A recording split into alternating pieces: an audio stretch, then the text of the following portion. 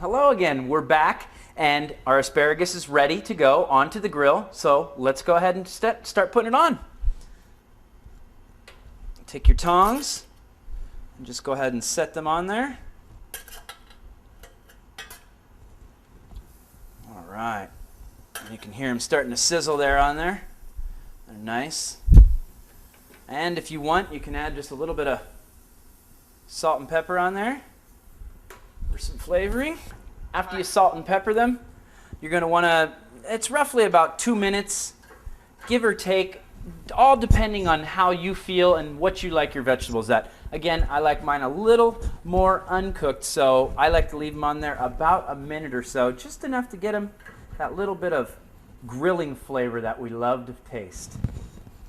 And then you'll want to flip them over. Just take your tongs and give them a little flip. And they're back on that side.